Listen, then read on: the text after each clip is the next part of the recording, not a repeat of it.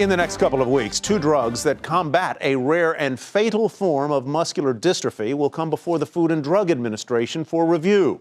Meg Terrell reports on what could be a watershed moment for patients, families, and the biotech industry. It's been 13 years since Jen McNary's oldest son, Austin, was diagnosed with a fatal disease that had no cure.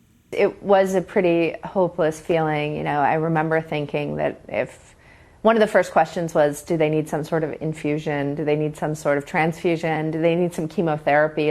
Trying to think of pediatric diseases, what do we do? And I was really jealous of all the families at Dartmouth-Hitchcock that were receiving chemotherapy that day. We had to walk by the chemo clinic.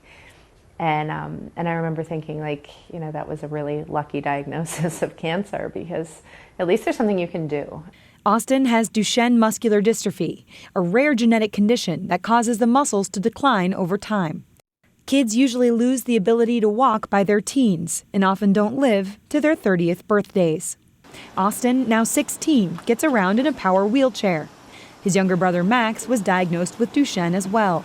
At 13, Max is still walking, a fact Jen credits to an experimental drug called eteplirsen.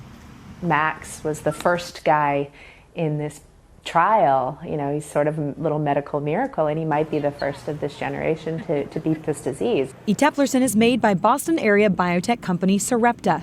It was initially tested in just 12 patients.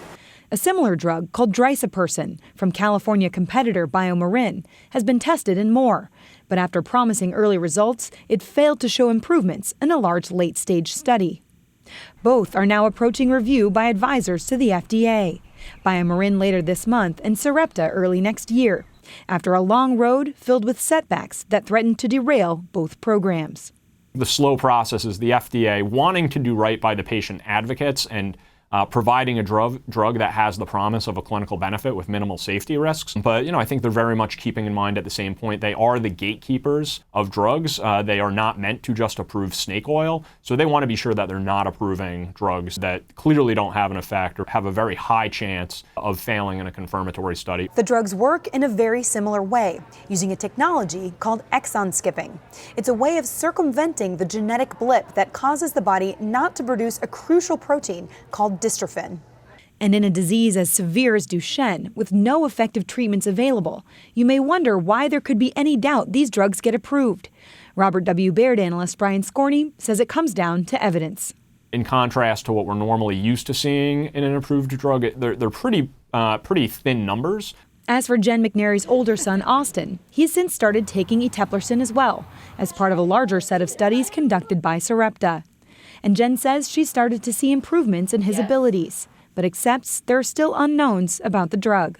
We're going to have those answers in 5-10 years, whether it's really effective or whether it's just sort of effective, whether it's effective in only 10 kids or whether it's effective in the whole population. So the answers will happen. I think the risk is not approving it and having kids decline and finding out 5 years from now that the drug was as good as we thought it was, and kids died while they were waiting for it. Thank you. For Nightly Business Report, I'm Meg Terrell.